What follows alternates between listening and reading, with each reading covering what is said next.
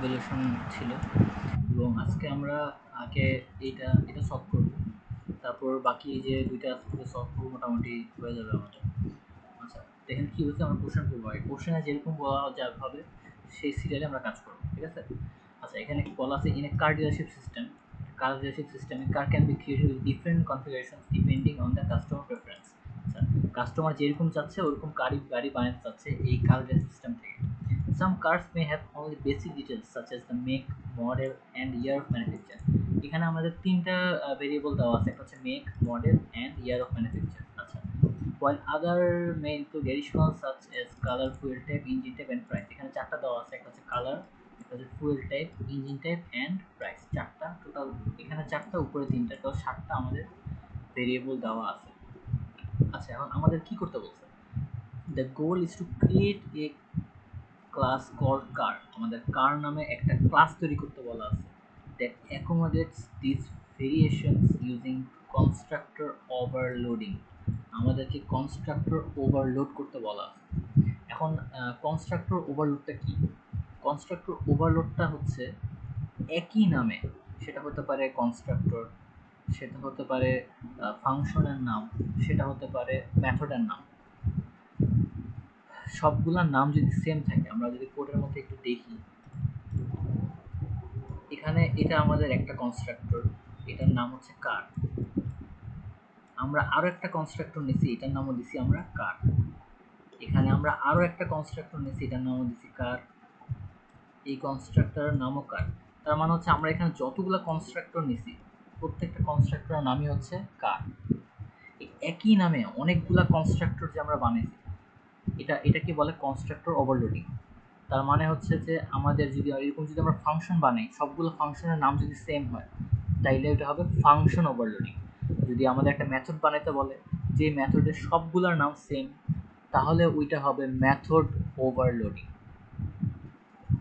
Overloading মানে হচ্ছে একই নাম সেম থাকবে, ভিতরে প্যারামিটার আলাদা হতে পারে, কোনো সমস্যা নেই, বাট নাম সেম থাকতে হবে। সেটা হোক ফাংশনের, হোক কনস্ট্রাক্টরের, হোক মেথডের, যেটাই হোক নাম সেম থাকলে আমরা বুঝবো যে এটা হচ্ছে ওভারলোডিং। আচ্ছা, এখন কি করতে বলছে আমরা দেখি। ওভারলোড করতে বলা আছে এবং কোশ্চেন আর কিছু নাই। এখন আমাদের কিছু অ্যাট্রিবিউট দেওয়া আছে, মেক, স্ট্রিং, মডেল। এটা আমরা যা দেওয়া আছে হুবহু এটা লিখে নেব। যেমন স্ট্রিং মেক দেওয়া আছে, স্ট্রিং মেক আমরা এখানে লিখছি। এরপর দেওয়া আছে হচ্ছে মডেল স্ট্রিং, মডেল স্ট্রিং লিখছি আমরা। ইয়ার অফ ম্যানুফ্যাকচার দেওয়া আছে, আমরা ইয়ার অফ ম্যানুফ্যাকচার লিখছি। আর কালার স্ট্রিং দেওয়া আছে, কালার স্ট্রিং লিখছি। ফুয়েল টাইপ দেওয়া আছে, ফুয়েল টাইপ লিখছি। ইঞ্জিন টাইপ স্ট্রিং দেওয়া আছে, ইঞ্জিন টাইপ স্ট্রিং লিখছি আমরা। প্রাইস ডাবল দেওয়া আছে, প্রাইস ডাবল লিখছি। আচ্ছা, এটুকের কাজ, এই পুরাটার কাজ আমার শেষ। এগুলো হচ্ছে আমাদের ভ্যালু, এগুলো আমাদের এখন লাগবে না, আগে আমাদের যতটুকু লাগবে আমরা স্টেপ বাই স্টেপ কাজগুলো করব।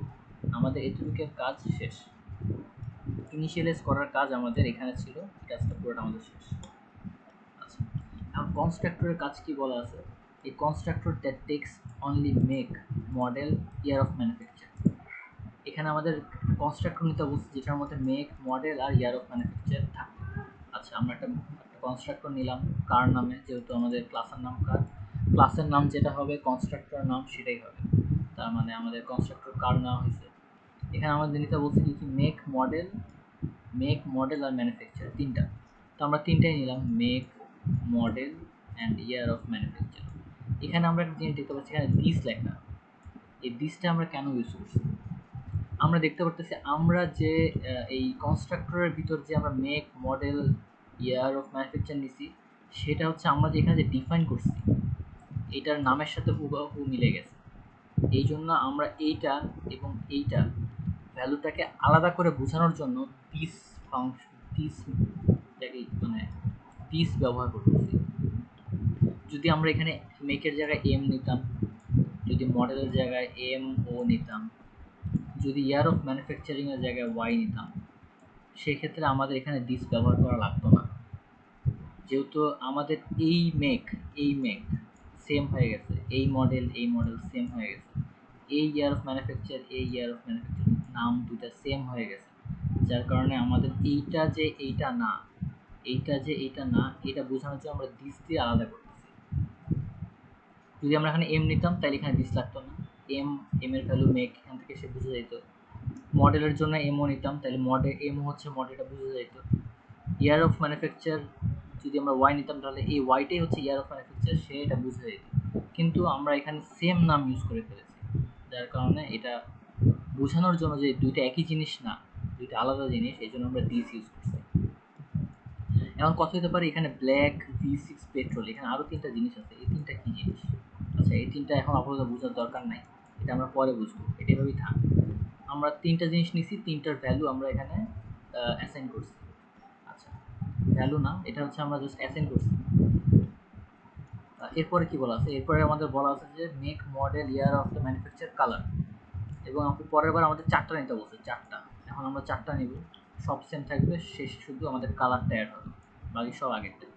আচ্ছা, এতটুকুর কাজ শেষ। এখন আবারও একইভাবে মেক লিখলাম, মডেল লিখলাম, ইয়ার অফ ম্যানুফ্যাকচার লিখলাম, কালারেরটা কালার লিখলাম। এখানে আরও যে এক্সট্রা তিনটা আছে এটা আপাতত বুঝাবো না, এটা সবার লাস্টের কাজ। আপাতত এই পর্যন্ত আমরা লিখবো, এটা সবার লাস্টে। আচ্ছা, এরপর বলা আছে যে মেক, মডেল, ফিউল টাইপ, শুধু নতুন একটা ফিউল টাইপ অ্যাড হবে পরেরটার মধ্যে। সব আমরা লিখলাম, সাথে আমাদের নতুন একটা ফিউল টাইপ অ্যাড হয়েছে, বাকি সব সেম। একইভাবে আমরা সব ডিফাইন করে দেব, মেক, মডেল, ইয়ার, কালার, ফিউল টাইপ সব ডিফাইন করে দিলাম। এটার নাম সেম, আলাদা বোঝানোর জন্য আমরা দিস ইউজ করলাম। এখানে আরও দুইটা জিনিস আছে,